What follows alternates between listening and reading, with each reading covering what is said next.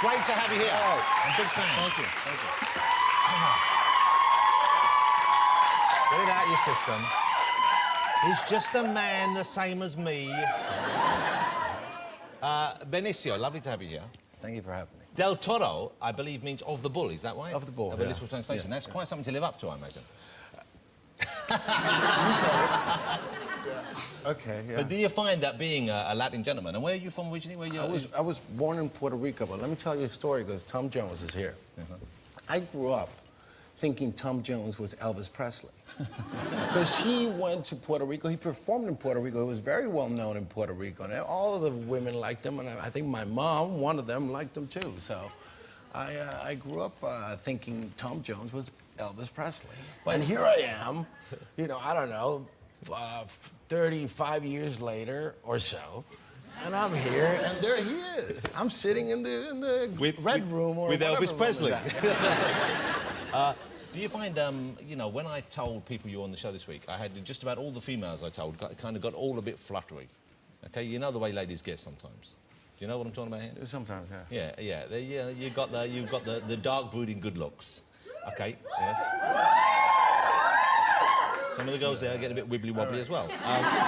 Is that a weird thing to live up to? The kind of, because in a way it's a bit of a cliche, of course, the Latin lover kind of thing. Isn't it? Yeah. I just do what I do. I don't know. I got no control over that. Yeah. If it happens, great. Okay, but you're not. A bit more seriously, you're not actually from a showbiz family at all. I mean, your parents weren't in that kind of line of work at all. No. They were both lawyers, is that right? Yeah. So when you announced you wanted to be an actor, were they pleased for you? Was that something they liked? Not really. They thought it was a fad. They thought it was going to pass. And I just... But, you know, looking back, you know, acting... There's something about acting that you have to do in a lot of jobs. And being a lawyer is not that far away from acting. You have to convince a jury sometimes, whatever you do, but you have to convince people. So I think there's maybe a line there, a follow through. And did who objected the most? Was it your mum or your dad who objected the most to you? Well, my dad and my godmother. My mom passed away when I was 9. So when I decided to become an actor, it was both my dad and my godmother. They both said, you know, it'll pass, you know.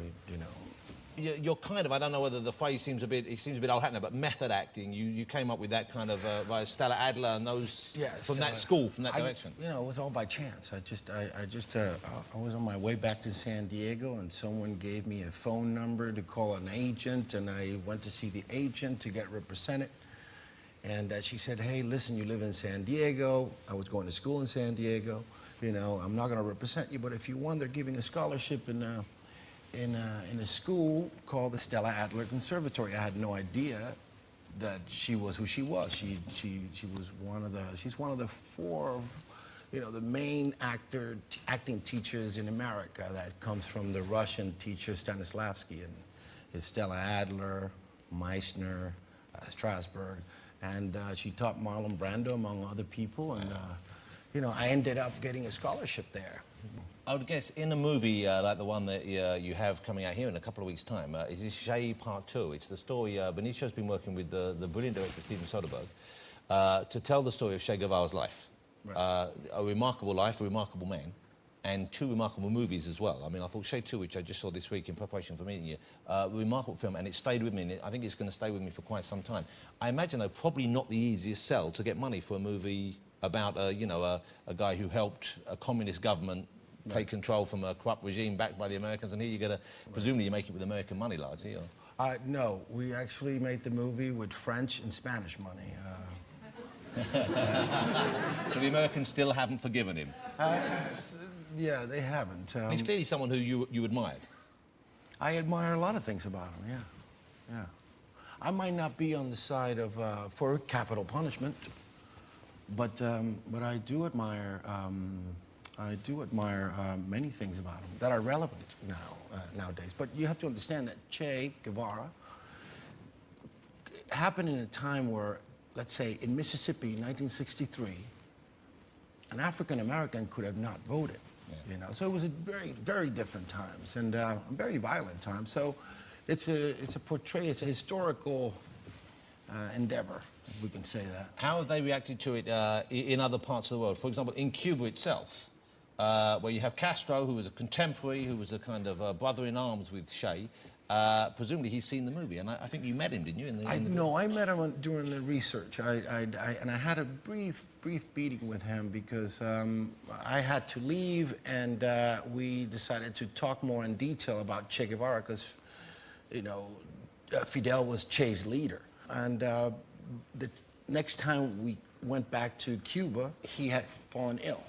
So I didn't get a chance to really sit down and talk about Che with Fidel Castro. But we travel legally. You know, there's an embargo between the U.S. and everything that's Cuban, and we cannot travel as Americans. You can't go directly from America. You can't go directly, you know. But we got a permit, you know, from the government to go as, you know, interchange, artistic interchange of some sort. So we traveled to Cuba, and we were able to do research for this movie. It's a very powerful movie. It's a two-part film, of course. It's Che 1 and 2, so together it's about 4.5 hours. 4.5 hours, yeah. Part 1's already been out. Part 2 is out, coming out in, I think, 2 weeks' time. February the 20th here in the United Kingdom. Right, and I think that they'll play both parts back to back. What we call in America the road show. I think they're going to do it for a week, so that way you'll get to see what we set out to do. I'd like to see them together on the big screen because it's an incredible experience. Well, it's a remarkable film. Thank you. Cool. But it looks, it's it's not a date movie. You know, it's not a rom-com. Whoa. Yeah, no, hey, that's not a problem. Whoa. It could be. It could be. It can be. Maybe. It's a date movie. Hey, how about we do Che Part 3 with you and Jennifer Aniston? There you go. Make it more. Give it a happy ending. That's an idea. It's a remarkable film. Thank you. I recommend it. You know, it's a really different but very powerful experience. I've never been to Cuba. I tell you what, though, I have a kind of, you know, it's not a good thing to encourage people to smoke, but I do like a Cuban cigar occasionally. I don't want to show off, but you like one too? Well, I bought one of mine from home, which I will gladly gift you if you would wish after the show. Well, okay. I got my own too. You carry them with you? Yeah. I do have a. Well, mine is a Monte Cristo. Yours is a Cohiba.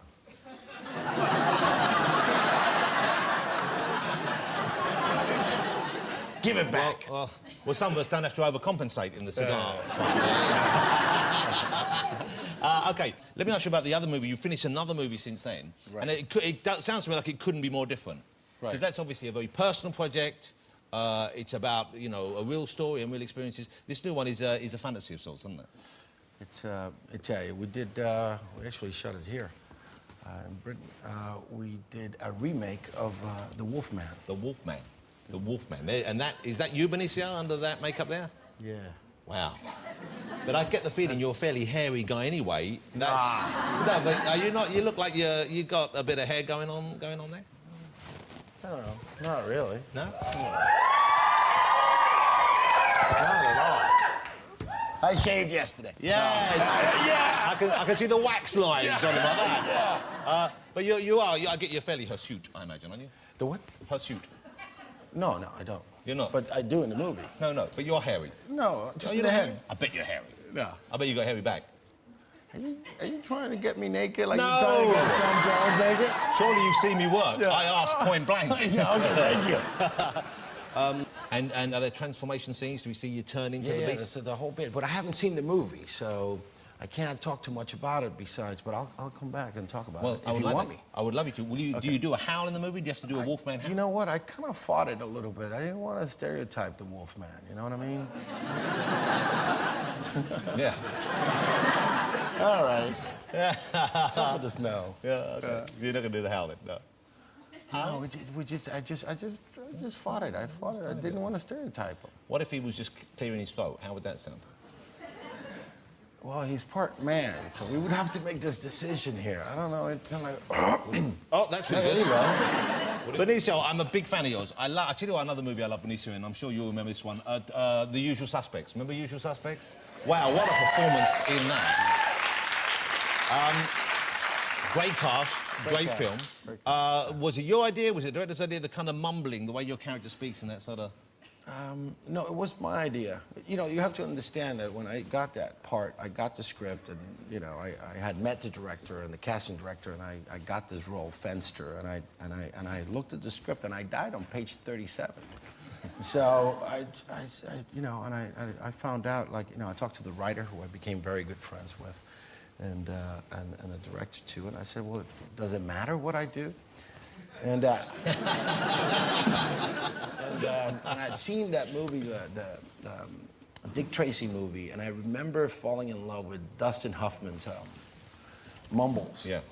So I just did my mumbles, you know, impersonation of. But it's great because, you know, even though you're not in it all the way through, it really stays with you.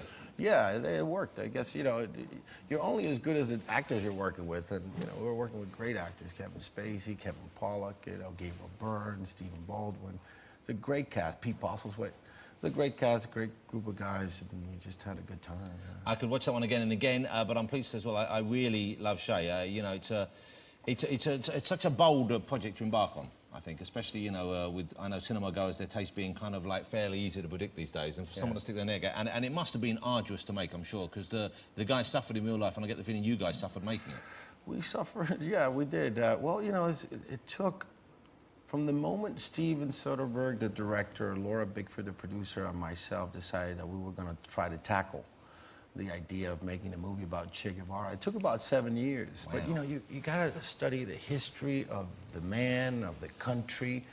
Growing up in the States, you don't know much about Che or the Cuban Revolution, and that leads to getting information about, you know, the history of Central America. And, you know, why do it? We just felt like, you know, it's good to have stories out there and have, you know, that show both sides of the coin. You know? Well, you know, it's a great achievement, and you must be very proud of it, I'm sure. I am. Well, congratulations, and I hope everyone goes to see it, even if you wouldn't normally go and see it. And it's right, you know, it's not actually a date movie, despite what it says, but you could go on a date, and then you could just, you know, yeah. We're just going on a date with someone who you don't want to sleep with that night. Talk. Hey, Benicio, how lovely to have you here. Thank you for joining me. Thank you for having me. Benicio del Toro. You're going to stay for time? Excellent. Thank you.